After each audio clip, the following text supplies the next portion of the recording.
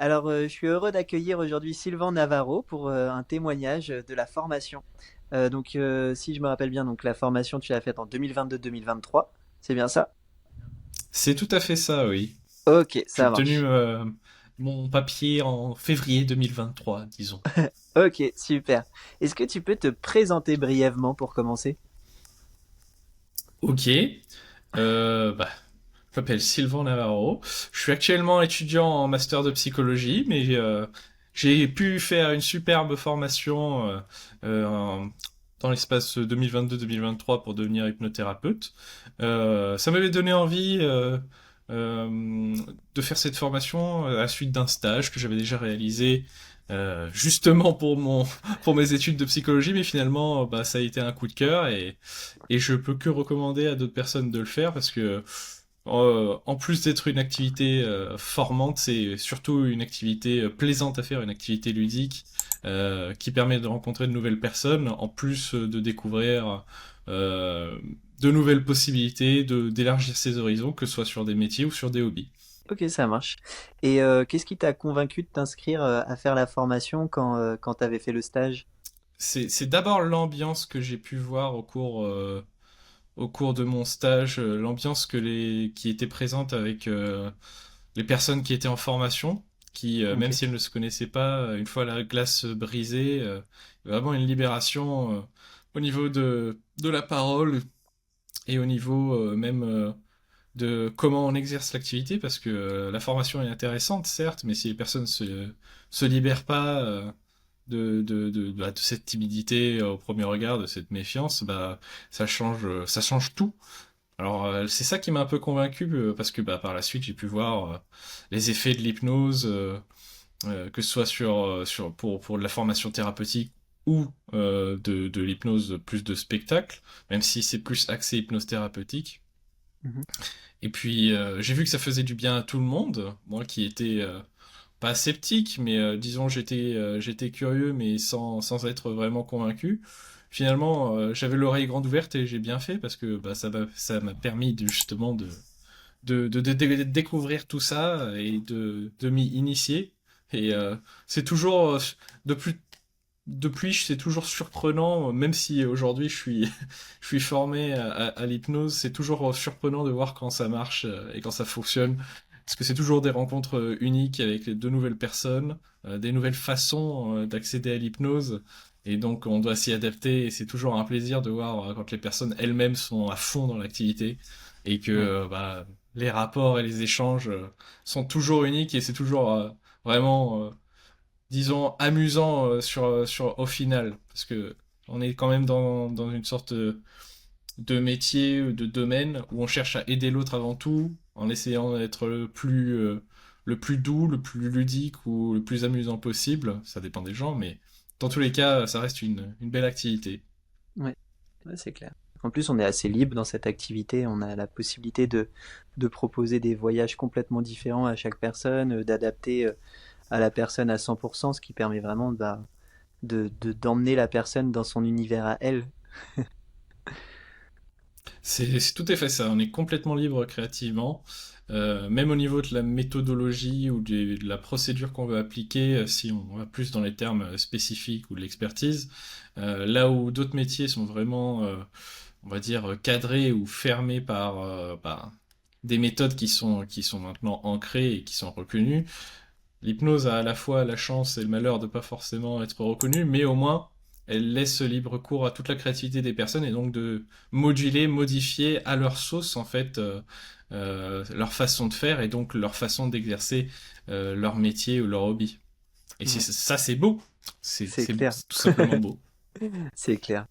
Et comment t'as trouvé les exercices et les mises en pratique pendant la formation? Même si ça fait un peu plus d'un an. Hmm. Les exercices et les mises en pratique. Finalement, on apprend en s'amusant, donc c'est ce qu'il y a de mieux. Euh, les exercices sont, disons, euh, ils sont concrets. Ils sont concrets, ils sont faciles à prendre en main, même si bizarrement tout le monde a toujours eu peur ou dit que c'est trop compliqué, mais ça ne l'est jamais finalement. Euh, mais, mais les exercices, ouais, je pense qu'il y a de bonnes étapes, que ce soit dans la difficulté de l'apprentissage, donc ça monte par cran, et on n'est jamais déboussolé ou perdu dans ce qu'il faut réaliser, et on comprend toujours Ouais. à quoi ça sert, pourquoi on l'utilise, et on n'est jamais limité à devoir l'utiliser par la suite. Parce que ce sont toujours des outils différents qui nous sont proposés, même si petit à petit, en fait, ce qu'on l'on crée, c'est notre expertise par rapport à la réalisation de l'hypnose, de notre façon de faire de l'hypnose, mais on apprend des protocoles, la manière d'utiliser l'hypnose comme un outil, que ce soit un outil principal ou un outil secondaire, peu importe, alors en conjonction avec un autre métier, par exemple. Par exemple, en tant que psychologue, ben, l'hypnose, c'est un outil qui peut être tout à fait secondaire comme prioritaire. Ça dépend des situations, mais dans tous les cas, cet apprentissage, voilà, il est fait par étapes. On n'est jamais laissé pour compte. Et s'il y a des questions ou des difficultés, bah, elles sont toujours. Bah, on peut tout de suite les dire et on est tout de suite aidé dans ces situations-là. Mais c'est rare quand même qu'il y ait des difficultés parce que bah, finalement, euh, les exercices qui sont appliqués restent dans le côté ludique. Donc finalement, il n'y a jamais de raté. À partir du Mhm. moment où les gens sont impliqués, ils mettent la volonté de s'améliorer, il y aura toujours la possibilité justement d'augmenter cette expertise et de prendre plaisir à se former. Grave. Au final, tu parlais de certaines personnes qui pensaient que ça allait être compliqué à certains moments. Au final, ce qui est le moins facile, c'est de se jeter à l'eau et après, on se rend compte que c'est hyper Oui, simple. tout à fait. Ok. Tout à fait. C'est toujours le saut dans le vide, disons. Ça Ouais. peut sonner un peu fort comme ça, mais parfois ça se résume à ça, même si le saut dans le vide est de 30 centimètres. C'est toujours, euh, c'est toujours un saut qu'il faut faire et qu'est-ce qu'on se sent libéré par la suite? Mm, Ouais. trop bien. Et quels sont les points forts pour toi de cette formation? Je pense que c'est la pédagogie et la pédagogie que ce soit sur l'apprentissage, que même la manière dont les personnes sont traitées durant la formation. C'est cette pédagogie qui est importante parce que sentir qu'on est dans un climat bienveillant, dans un climat où on va pas être idiot, parce que bah, souvent les gens ils ont peur que bah, soit ils y croient pas mais ils viennent pour voir, ils sont curieux, soit ils y croient et ils pensent que ça va pas fonctionner et du coup ils se mettent des chaînes. Ce climat de bienveillance, de bonne volonté, de détermination qui est offert que ce soit par le dirigeant de la formation sur le moment ou les intervenants, on peut toujours être mis, disons, en zone de confort, alors que justement on n'est pas censé l'être.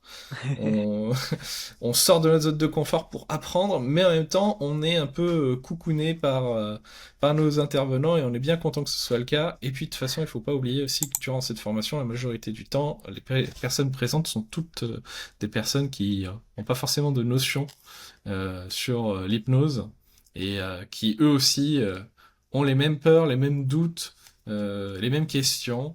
Et il faut pas hésiter à les partager. Et dans ce genre de climat, bah, l'apprentissage, bah, il se développe facilement parce qu'il vient naturellement. Un peu Ouais. comme l'état d'hypnose. C'est ça. C'est le terreau pour que la graine prenne bien et devienne un bel arbre. Sinon, qu'est-ce que tu dirais à quelqu'un qui hésite à s'inscrire? Je pense qu'à partir du moment où vous venez, vous allez vous rendre compte que vous n'avez plus envie de partir, surtout avec tout ce qui peut être proposé. Et par les belles rencontres que vous allez faire, et par aussi, ça il faut le rajouter, il faut pas oublier que l'académie, elle est présente tout, au fur et à mesure de toute l'année, justement à travers les réseaux et à travers les événements qu'elle propose, les lectures qu'elle propose, l'actualité qu'elle propose, qui sont toujours présentes et auxquelles les personnes participent toujours, donc il y a une vie qui a été instaurée, c'est un organisme entier et qui reste, je vais dire petite de taille, mais non, ça reste une association qui se veut modeste, en tout cas euh, sur le plan légal, mais dans tous les cas, disons que faut pas hésiter à y aller, quoi. Il y a plein de choses à découvrir, il y a plein de personnes à découvrir, et il y a tout un groupe, toute une association qui sera derrière vous pour vous permettre justement de développer votre potentiel et de vous j'ai pas le terme là, mais de vous connecter à l'hypnose, on va dire. Ok. Ouais, en gros, qu'il y a une grosse communauté derrière et qu'on est toujours soudés, tout simplement, parce que Voilà, même. sensibiliser, voilà. Ok, ça C'est marche. sensibiliser à l'hypnose, à ce qu'elle propose, et vous allez très vite vous sensibiliser aux gens qui sont présents dans l'académie. Parce que ce sont toutes des belles personnes qui ont tous euh, apporté le premier critère, qui est le critère le plus important par rapport à l'hypnose et même par rapport à ce genre de domaine de santé. Je pense que c'est la bienveillance. Et toutes les personnes qui sont présentes dans l'Académie Epion sont toutes dotées de cette bienveillance et l'appliquent tous les jours, je pense. Ouais. Ok, trop bien. Bah, je te remercie beaucoup.